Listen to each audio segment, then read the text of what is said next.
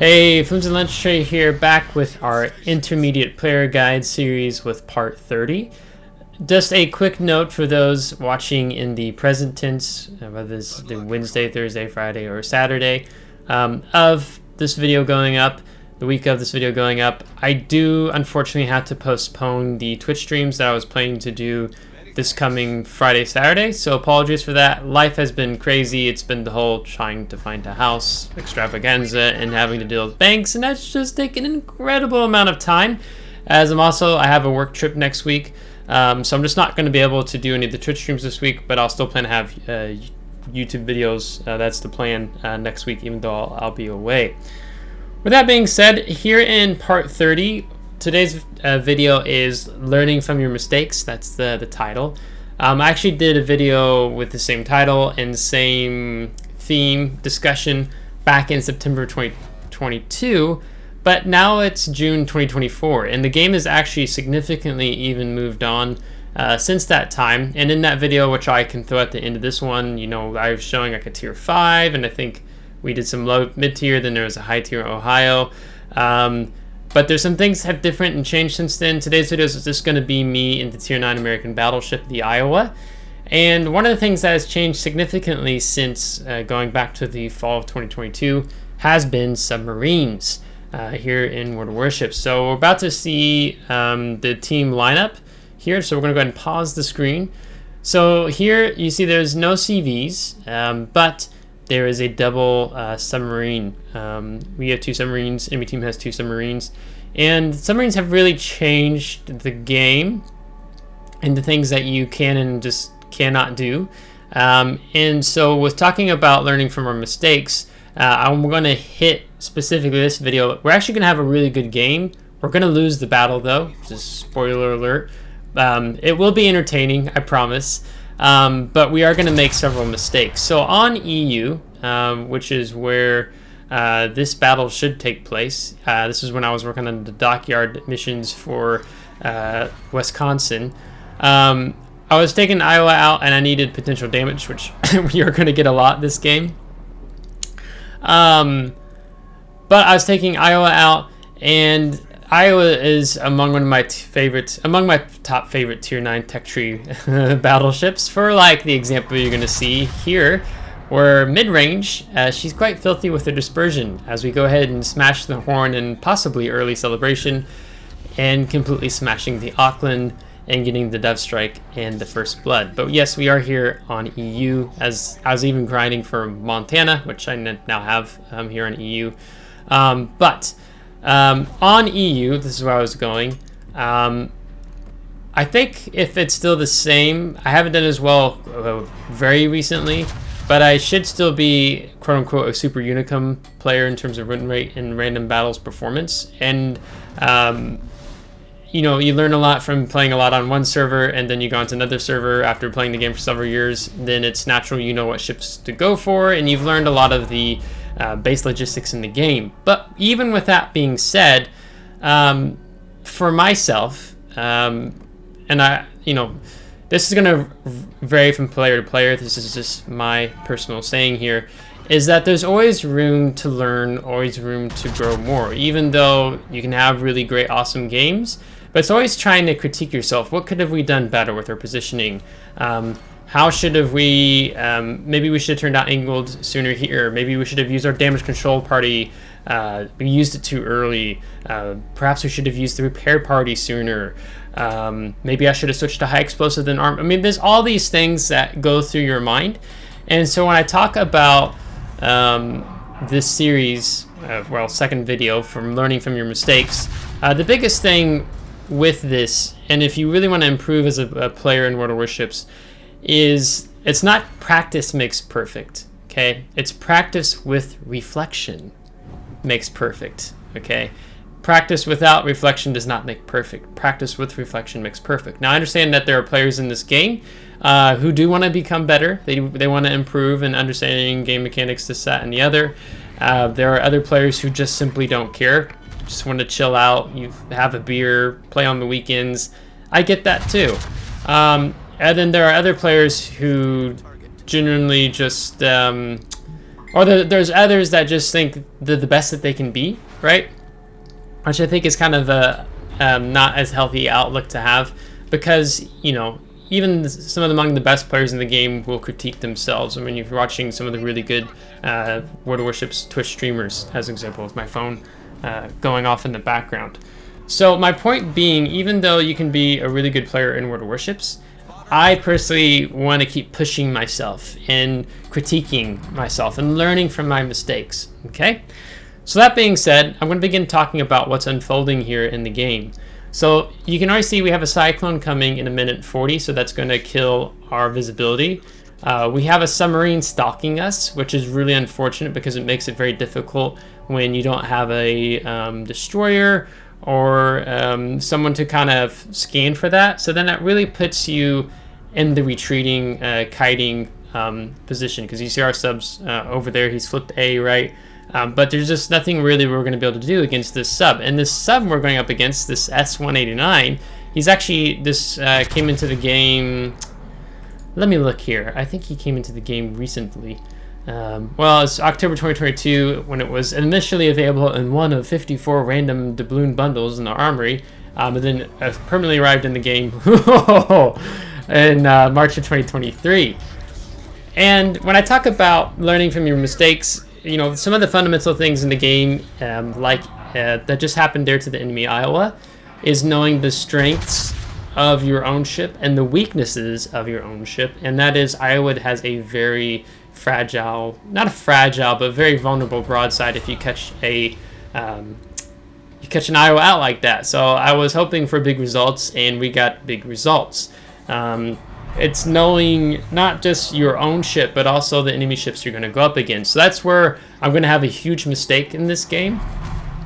And that's hard, and I'll talk more about it when the time comes, because as newer ships get introduced into the game, it's impossible to keep up with what's all happening as these new ships come into the game. And I'm hinting at the S-189 because I underestimated the player, and that was a mistake. I underestimated what that submarine was capable of. I actually got it confused, I think, with another submarine in the game, and so I actually get really caught off guard in what ends up happening here. Now, the matchmaking is actually really favorable overall. I mean, we smashed Iowa, we smashed the Auckland, you know, Tirpitz. Hey, even though it's very difficult to Citadel Tirpitz with his turretback armor scheme, we can get a lot of pin damage, which you see we're up to 127,000 damage. And with this submarine that's still spotting us, as you see our gun bloom has come back down, I'm just like, and now we're dark again.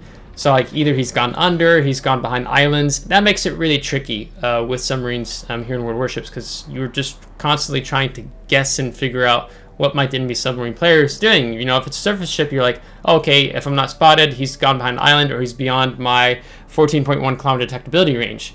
Both a submarine, like you see, detected, dark, detected, or detected, yeah, dark, detected.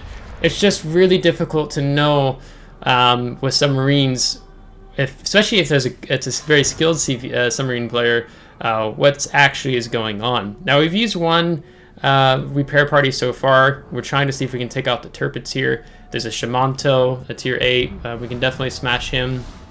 We have on our Otago friendly player in the back. He actually chimes in and takes out the Tirpitz, so good for him. And then we're going to start kiting away from the Marco Polo, a tier 9 Italian battleship. And you can see the submarine is actually being really cheeky here. He is not using homing torpedoes. He is using what do they call them? I'll have to pull them up real quick here on my screen. Does it actually tell me the type of torpedo it is? No, I guess I have to look in the WoW's wiki. He's using the ones that don't home on. I forget what the heck they're called. But they hit a lot harder. They don't lock. And so I underestimate how hard these torpedoes actually end up hitting for, which is what's going to happen for us. So we know from the torpedoes roughly where he's at, so we know we want to be kiting away from that general direction. Unfortunately, our Otago has really taken himself out of the battle here. He's really beyond that 8 kilometer. and I'm needing him to be a little closer. He's got torpedoes. I'm like, hey, if I'm moving away, maybe the Otago can be dumping some torpedoes as enemy team is chasing me. A mistake, or maybe something I could have said here is like suggesting to the Otago, hey, how about you get a little closer? Can you throw torps into them as they're chasing me around the point of the island? Coming up here. And there's some more of the submarine torpedoes. It could be Shimanto, but I think it's not, just with how the spreading is. So it looks like the submarine is now somewhere in that gap, roughly, so to speak. And I feel confident. Points aren't so far. We have points lead. There's not a huge ship difference in the kill count. And I'm like, hey, let me just go ahead and slow down here. And this is where I really make a mistake, because I think that sub is still somewhere back over there. It's not the case. And torpedoes, right? This was the only natural place that the sub could launch torpedoes at me. And they're not homing torpedoes. He's not pinging me, giving away his location. These are the hard-hitting torpedoes, and we lose like 30-some thousand damage there. And then we take a big hit from the enemy Marco Polo there. So we've just sacrificed a large amount of hit points there. So the better play here, as I still think he's somewhere behind me because I was confused because of how those torpedoes hit. And I didn't realize that the non-homing torpedoes could hit that hard, as I'm wanting the Otago to come back in and pinging on the map. What would have been the better play here is coming over sooner, not slowing down before breaking that point. So I could circle in and clap this Illinois much sooner, who's now only just spotted me. Now Illinois, which I've taken this broadside salvo. It's almost the same exact hull, but I'm like, I know I'm not going to get any citadels. Right? But we get a lot of pin damage there, right? Because Illinois has a very trollish citadel. Like, I think they've lowered it, and it's just really hard to hit. So I'm trying to help our Chikuma. He's got torpedoes going in the water. But imagine if I could have come around the island that much sooner. Maybe we've got 2 broadside salvos off to the Illinois and helping our Chikuma out a bit more. We're using the depth charge planes behind us. We want to try to get an idea of roughly where the Marco Polo was. And this is where I have to make a decision. Do I turn to engage the Marco Polo, or do we go ahead and work on trying to engage the Illinois? So we use our depth charge planes. We see his AAs on.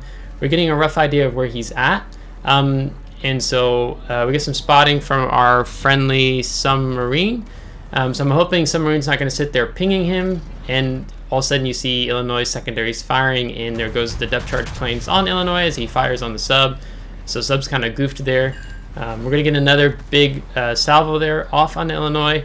And so I'm like, crap. Now it looks like this Illinois player is going to get away with killing our submarine player too. But it's actually the Azurlane Latorio that gets it. And now with the DPM of Illinois having 8-inch guns on the front, he's going to start pounding the side here. So I have to angle out towards him, where I'm trying to simultaneously angle towards the Marco Polo. So now think of this position where it's like, hey, that other 33,000 hit points would have been nice to have about now.